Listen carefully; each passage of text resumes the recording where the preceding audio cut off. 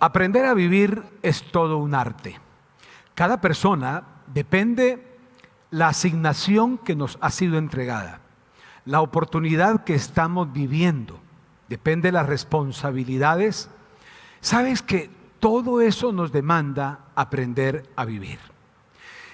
No hay otra fuente, sin tornarme obviamente religioso, pero no existe una fuente más fiel para enseñarle a alguien a vivir como lo es la palabra de Dios. Así como los electrodomésticos y tantas cosas que podemos adquirir, un vehículo, qué sé yo, traen un manual que al leerlo y funcionar pegado a esas instrucciones, entonces se le va a dar un buen uso a eso que se va a comenzar a sacar el fruto. De igual manera, el manual más acertado para que una persona aprenda a vivir, evite la mayor cantidad de errores y cuando hayamos metido la pata poderla sacar y no perder tanto, es la palabra de Dios. Me encontré con unos escritos de Pablo, de donde tomé este pensamiento que quiero compartir con ustedes en los próximos minutos, aprendiendo a vivir. Por eso doy la bienvenida a todos aquellos que dicen, bueno, a mí me interesa demasiado aprender a vivir. Porque aprender a vivir no tiene que ver solo con cumplir un horario de empleo, y comer algo cada día y dormir. Aprender a vivir va un poco más allá. Pero ¿qué tal si me permiten, con todo respeto obviamente y con la autoridad que nos da la palabra, enfocar un poco el aprender a vivir con relación a la productividad? Porque hay personas que en diferentes áreas, entre comillas, aprenden a vivir, pero su situación económica o de productividad es literalmente un fracaso. Entonces, la palabra de Dios no se queda corta para enseñarnos esto que está aquí tan claro. Entonces, mi tema, aprendiendo a vivir. Dice Filipenses 4:10, en gran manera me gocé en el Señor de que ya al fin habéis revivido vuestro cuidado de mí, de lo cual también estabais solícitos, pero os faltaba la oportunidad.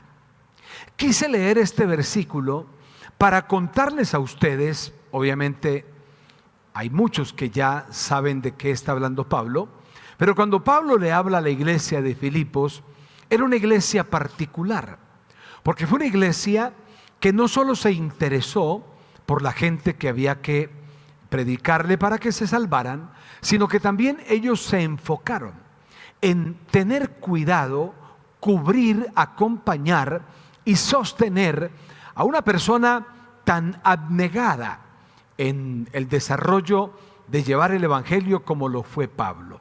Entonces Pablo dice, mira, yo estoy asombrado porque esta gente de Filipos, cuando yo estaba en otros lugares, por lejos que eran esos sitios y por difícil la situación en que me encontraba, Pablo dice, ellos allá me hacían llegar los donativos, las ofrendas. Así de que era asombrosa la cultura, la responsabilidad que asumió la iglesia de Filipenses para con Pablo.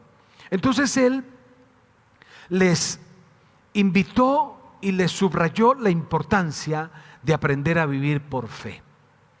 Vivir por fe, que es lo primero que quisiera compartir con ustedes, porque hay un llamado a vivir por fe. Solo que esa frase que es tan pequeña, vivir por fe, se ha distorsionado. Hay personas que piensan que vivir por fe es renunciar a sus estudios, otros hasta renuncian a sus trabajos y uno les pregunta, bueno, ¿por qué hiciste eso? ¿Por qué no estás estudiando? ¿Por qué no estás trabajando? ¿Por qué te desconectaste? No, estoy viviendo por fe. Señores, vivir por fe no tiene que ver nada con mediocridad. No es mediocridad. Vivir por fe es expresar una vida de excelencia. Entonces, vivir por fe no tiene relación con la imposibilidad productividad. Hay personas, repito, que entre menos producen y más leen la Biblia, ellos han conjugado, han concebido que eso es vivir por fe, y señores, no tiene nada que ver. Entonces, no tiene relación con la improductividad. Por el contrario, las personas de fe como Abraham, ustedes recuerdan que dice la Escritura que Abraham llegó a ser riquísimo, y llegó a ser riquísimo porque era un hombre de fe y la fe lo conectó con la productividad. Ahora, vivir por fe no es dependencia de otras personas. No es dependencia de otras personas. Porque hay gente que entonces llegó a una comunidad cristiana o comenzó a leer la Biblia o se convirtieron a Cristo, como algunas personas lo expresan en su lenguaje. Otros dicen, yo me convertí, yo cambié. Y lo que hicieron fue comenzar una vida de dependencia de otras personas. Entonces dependen de la mamá o del papá, de los papás, dependen de alguien que los sostenga, y ellos, perdónenme, como zánganos en la divina colmena, solamente leyendo la Biblia y asistiendo a una que otra reunión, aprendiéndose algunos coros, pero eso no tiene que ver con vivir por fe. Vivir por fe tiene que ver con creer para vivir. Eso que tú crees lo puedes imprimir en tu diario vivir. También se ve los resultados en la productividad en todas las áreas. Entonces, vivir por fe no es un letargo espiritual. Vivir por fe es la aceptación de las responsabilidades que se pueden alumbrar, que pueden descubrirse a la luz de las Escrituras, que ahí está claro. Lo segundo en este tema de aprendiendo a vivir es la noble tarea. Sí, señores, todos tenemos, como Pablo lo comparte aquí, una noble tarea. Cuando hablo de una tarea con nobleza, son esas tareas que no es soplar y hacer botellas, que no es una cosa trivial, es algo serio que demanda tiempo, que tomará calendarios en conjugarse, pero que al final trae unos resultados súper saludables. Yo quiero leer algo más ahí en Filipenses, el capítulo 4, versículo 11 y 12.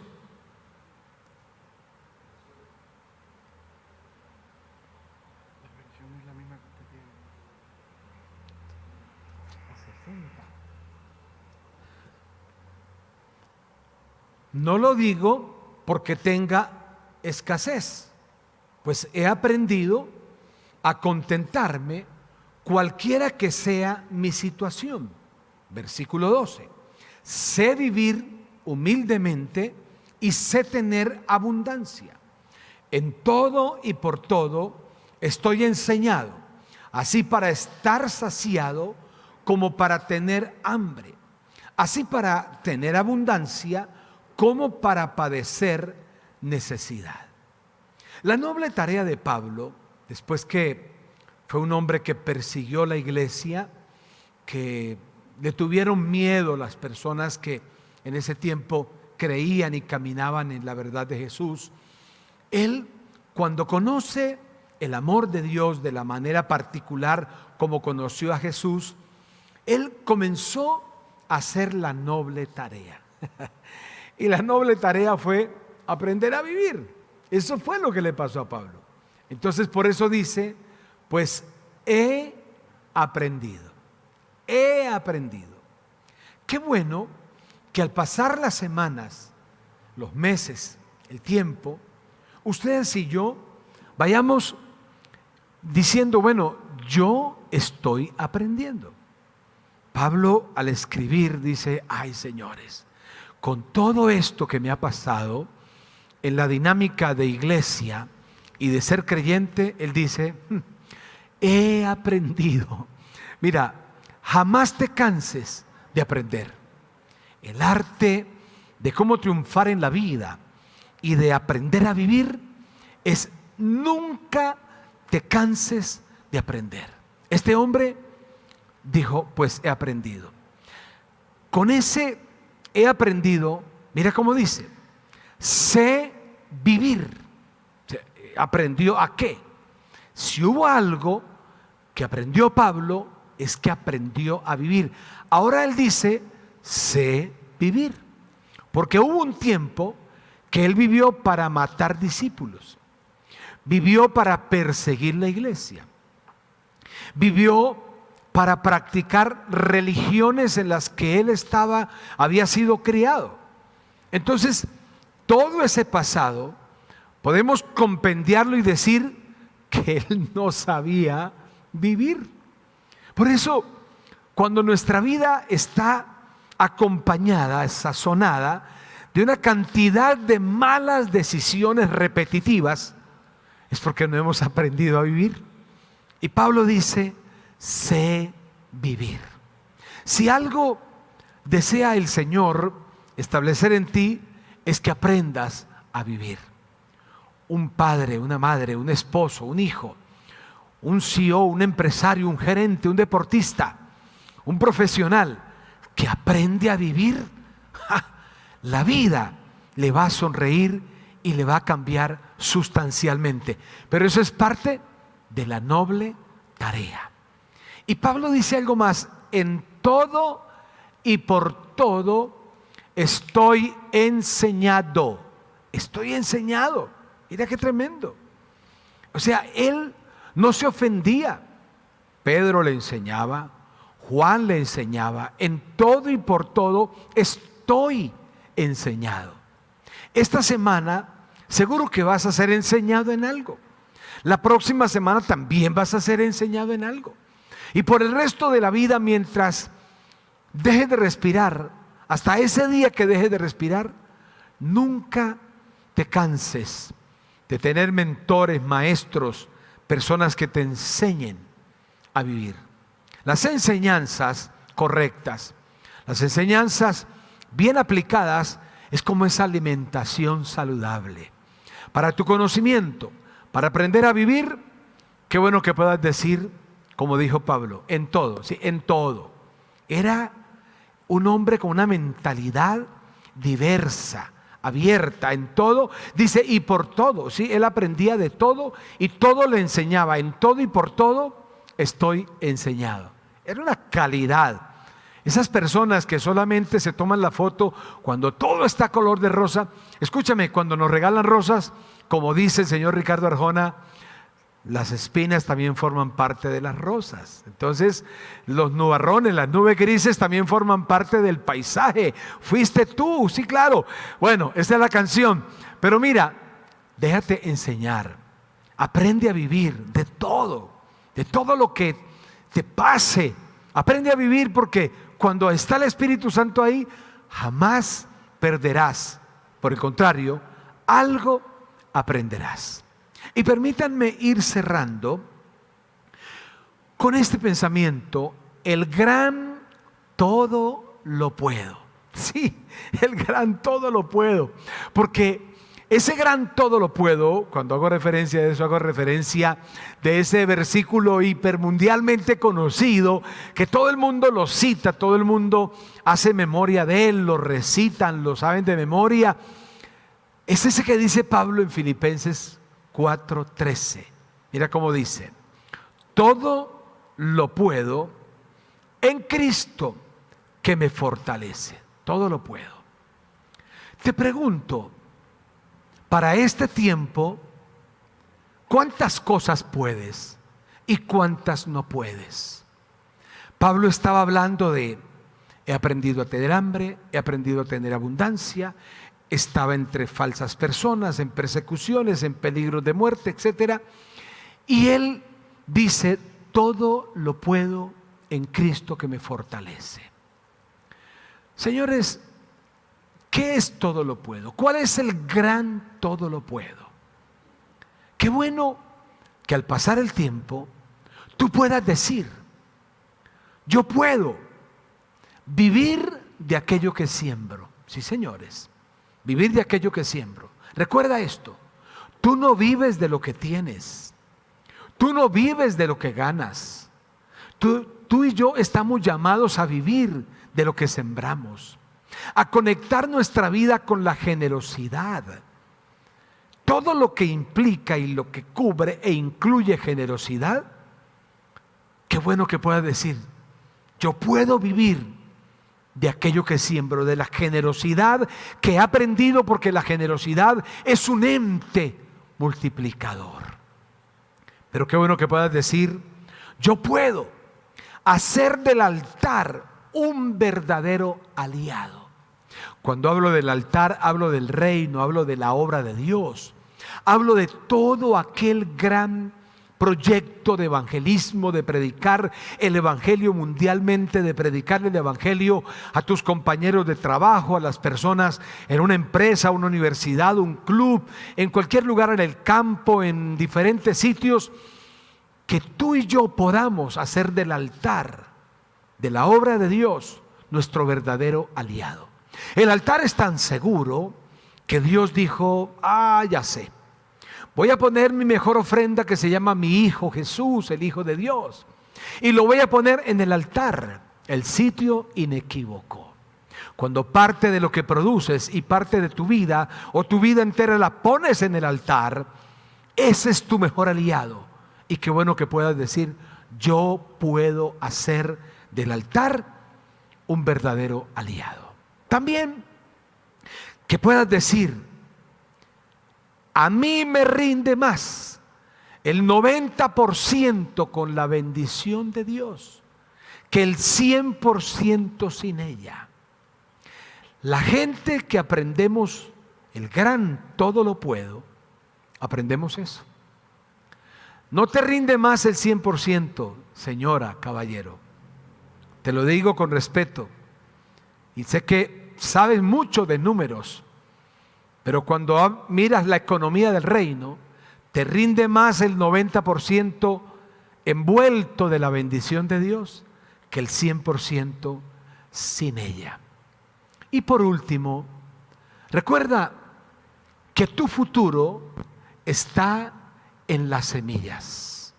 Tu futuro está en las semillas. La misma naturaleza nos enseña cómo es que Dios sostuvo el proyecto de que haya tantos peces, o tantas reses, o tantas gallinas y pollos, o tantos árboles y frutas. Cuando Él creó todo, lo creó con algo extraordinariamente poderoso: una semilla. ¿Por qué desde los principios de la creación las manzanas no se han acabado, las mandarinas no se han acabado, las naranjas, las peras, las uvas, los duraznos, las cerezas, todo? ¿Por qué no se ha acabado? Porque tienen un proceso de multiplicación sostenible llamado semillas. Y todo lo que se procesa por las semillas tiene futuro. Tu futuro no está en el tipo de seguro que tengas, mis aplausos, y ojalá tengas el mejor. Tu futuro no está en el tipo de economía consolidada que tengas, bien planeada, bien hechos los números y algo de ahorros y algo consolidado. Ahí no está tu futuro. Tu futuro está en las semillas que siembres, porque las semillas tienen poder. Cuando miras eso desde la óptica correcta, podrás decir: yo estoy aprendiendo a vivir.